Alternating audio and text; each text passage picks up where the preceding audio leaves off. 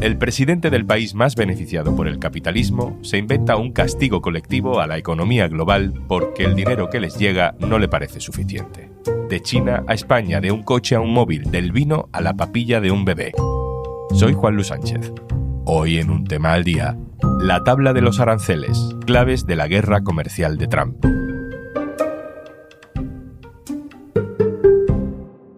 Una cosa antes de empezar. ¿Quieres digitalizar tu negocio? El programa Kit Digital te ayuda con bonos digitales de hasta 29.000 euros. Te cuento más al final del episodio.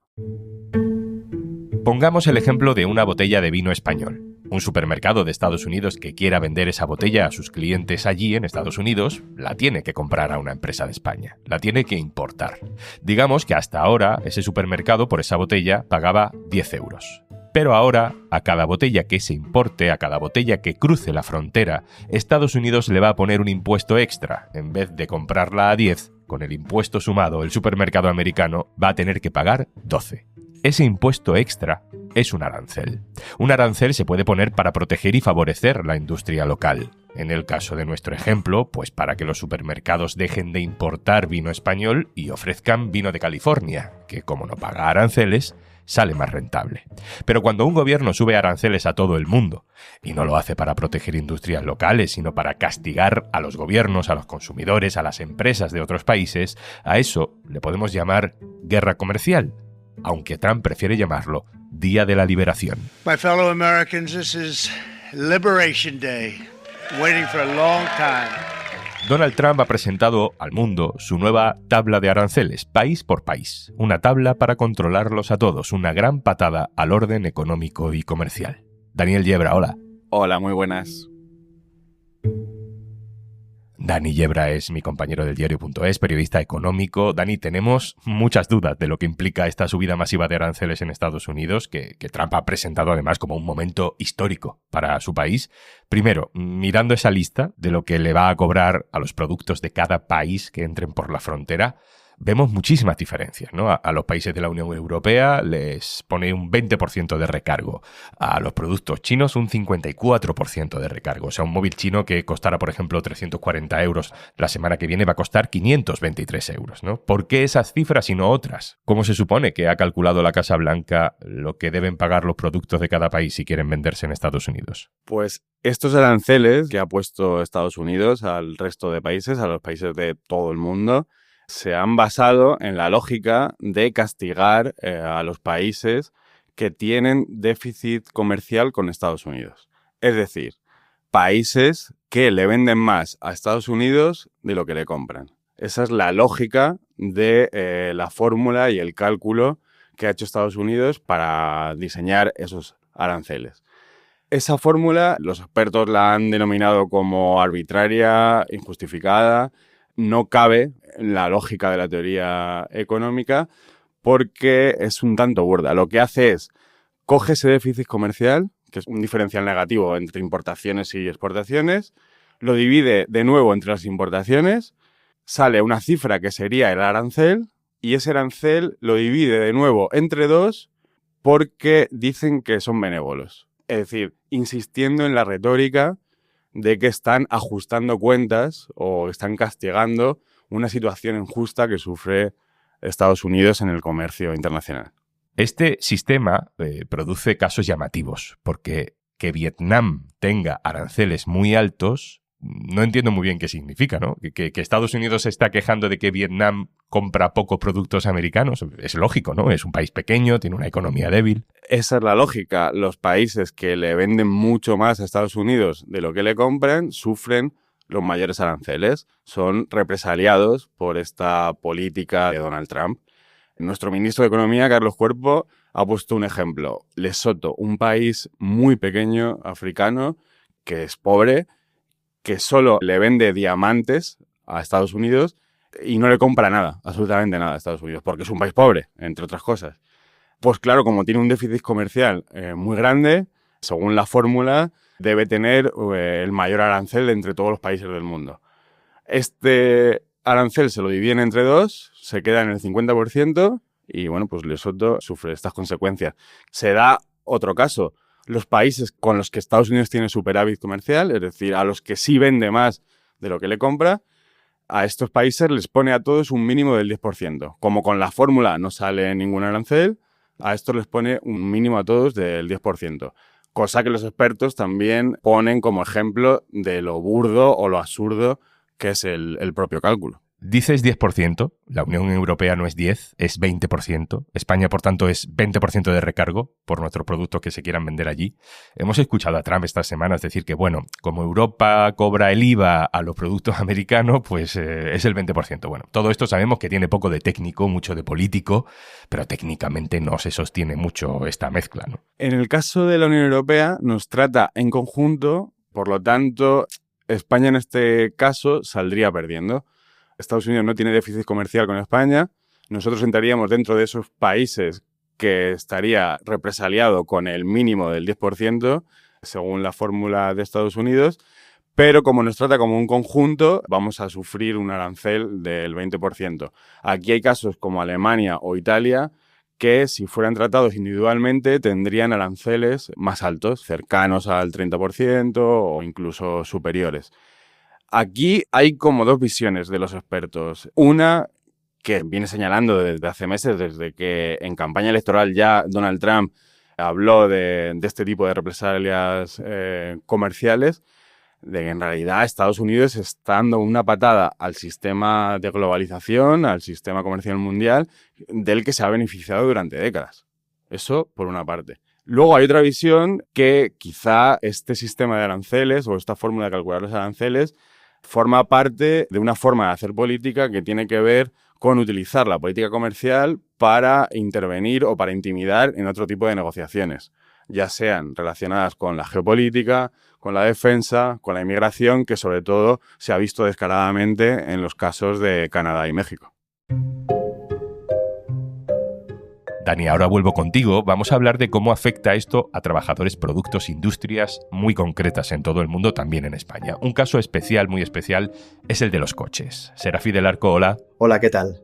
Serafí del Arco es también compañero del diario.es, especializado en información económica y especialista en este sector tan importante de la industria del motor, que en Estados Unidos Serafí emplea a más de 4 millones de personas, creo que indirectamente son 8 millones de personas, te he leído, y hay otra derivada, ¿no? Que en Estados Unidos 1 de cada 2 coches, casi la mitad, son importados de otros países, ¿no? De México, Japón, Corea del Sur, también Europa. España es otro país donde también esta industria es muy importante. ¿Cómo le afectan estos aranceles del 25% que Trump le pone a cualquier coche fabricado en el extranjero que entre por la frontera para venderse en Estados Unidos? Pues hay que diferenciar entre los fabricantes de automóviles y la industria de componentes, que son las empresas que fabrican las piezas. Como comentáis, España es el segundo país productor de automóviles en Europa, tras Alemania, y el 9º puesto ocupa a nivel mundial. Pese a ello, no les va a afectar directamente. ¿Por qué? Pues porque España no vende coches en Estados Unidos. El año pasado no se vendió ni un solo coche. Si acaso, podría tener un impacto indirecto, muy a futuro, sobre la inversión de grandes grupos fabricantes en Europa, que también nos puede tocar en España. Por ejemplo, la multinacional coreana Hyundai ha anunciado hace una semana, más o menos, que va a invertir 21.000 millones de dólares, ¿no?, para aumentar su producción industrial en suelo norteamericano. Pues este es un ejemplo de una inversión de una gran compañía que podría hacerse pues en continente europeo, pero por lo que sea, Hyundai ha decidido que la va a hacer en Estados Unidos. Y por cierto, esto le llevó a decir a Trump que los aranceles funcionan. Pero otra cosa es la industria de componentes, que en España hay grupos tractores muy importantes y todos ellos arrastran a millares de empresas.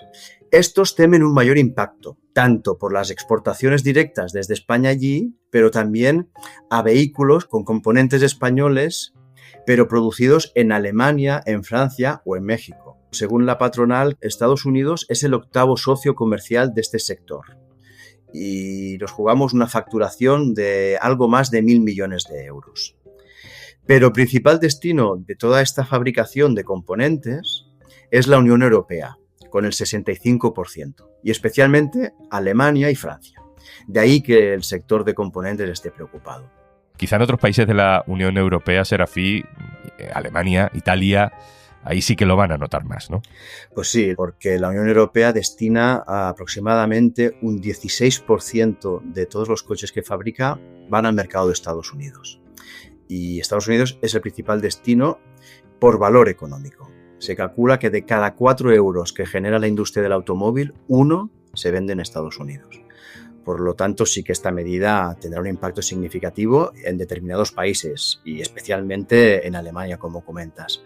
Y eso allí pues agrava mucho la situación que ya está atravesando el sector del automóvil alemán, porque está sufriendo una caída de la demanda de China, que es uno de sus principales mercados. Serafí del Arco, compañero, muchas gracias. Nada, gracias a vosotros.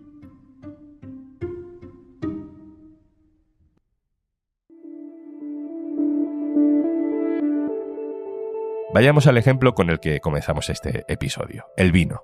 Como el aceite, la agricultura en general, pues son los productos que se nos vienen a la cabeza cuando pensamos en un sector afectado si de pronto suben los precios de venta en Estados Unidos.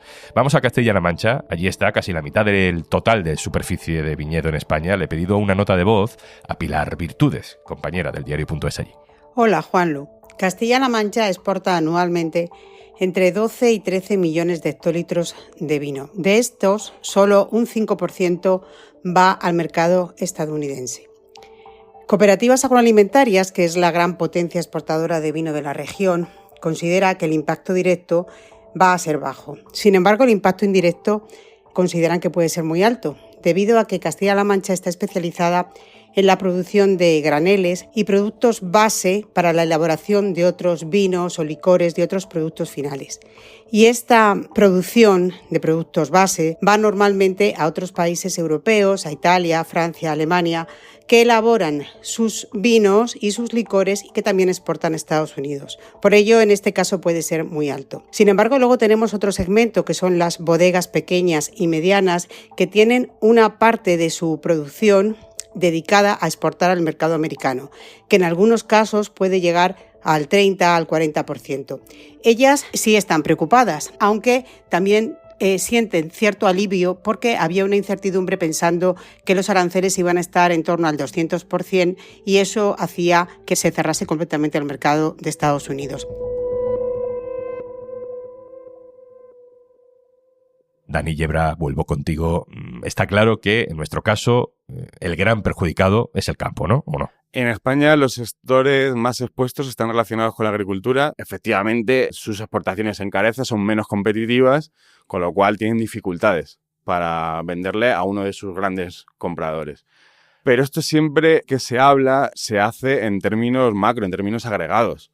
¿Cuáles son los sectores de España o de la Unión Europea más afectados? Vale, el problema es que en realidad empresas afectadas puede haber en cualquier sector. Por ejemplo, un sector que está despuntando en España desde la pandemia, el sector farmacéutico, químico, que está exportando mucho, que está dando buenos puestos de trabajo, mucho valor añadido a nuestra economía.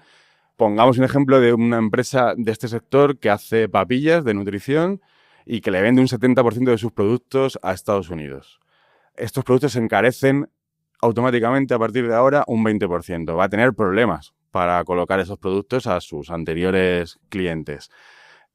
Irremediablemente se va a ver afectada. Porque aunque intente recolocarse, aunque intente buscar otros socios comerciales, otros mercados, es algo que no es inmediato, en ningún caso. Y evidentemente las consecuencias pueden ser recortes de plantilla, menos beneficios. Lo que pasa es que vaticinarlo en un contexto de tanta incertidumbre ahora mismo es complicado. Dani, terminamos. ¿Qué se supone, según la teoría económica al menos, qué se supone que pasa cuando suben así los aranceles o cuando suben mucho los aranceles? ¿Cuáles van a ser las consecuencias de todo esto? Por resumir, hay 4 consecuencias irremediables. 1, más inflación en general, menos crecimiento en general, más incertidumbre, mucha incertidumbre y recolocación de algunos sectores y de algunas empresas. Recolocación o reestructuración de sus sistemas de ventas y de sus sistemas de exportaciones. Por ir uno por uno. Más inflación, ¿por qué? El caso más claro es el de los consumidores de Estados Unidos.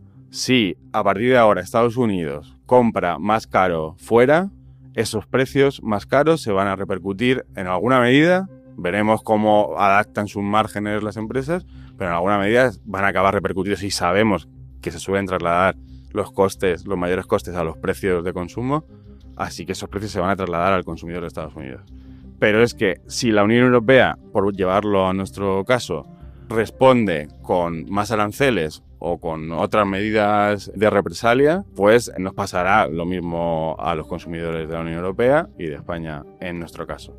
En un contexto de más inflación ya podemos temer por menor crecimiento de la actividad, eso siempre es en términos macro, pero que las consecuencias son peligro para los puestos de trabajo, peligro para las familias. Ya sabemos todos lo que significa una crisis o una caída de la actividad económica. Y eso está directamente relacionado con que haya más incertidumbre. La incertidumbre en nuestro sistema económico no es buena. Las empresas, las familias necesitan certezas para tomar decisiones. Es que lo podemos ver desde nuestra propia visión como consumidor o como familia. Si quieres comprarte una casa, necesitas saber que vas a tener trabajo, al menos durante los próximos años. Si tienes la incertidumbre pensando en una empresa que no vas a poder vender o a realizar tu actividad como lo hacías normalmente, pues seguramente cambien tus decisiones y vengan los problemas. Dani Yebra, compañero, muchas gracias. Muchísimas gracias.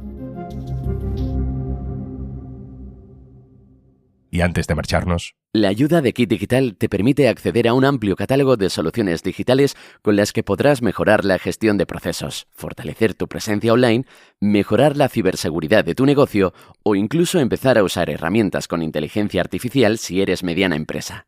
Empieza hoy mismo el cambio que tu empresa necesita. Infórmate en el 900-909-001 o en acelerapyme.es. Únete al cambio digital. Kit Digital es una iniciativa del Gobierno de España, gestionada por Red.es. Colabora Cámara de Comercio de España, financiado por la Unión Europea. Next Generation EU. Plan de recuperación. Gobierno de España. Esto es Un Tema al Día, el podcast del diario.es. Si te gusta lo que hacemos, necesitamos tu apoyo. Hazte socio, hazte socia del diario.es en el diario.es/socio. El podcast lo producen Carmen Ibáñez, Marcos García Santonja e Izaskun Pérez. El montaje es de Pedro Nogales. Yo soy Juan Luis Sánchez. El lunes, otro tema.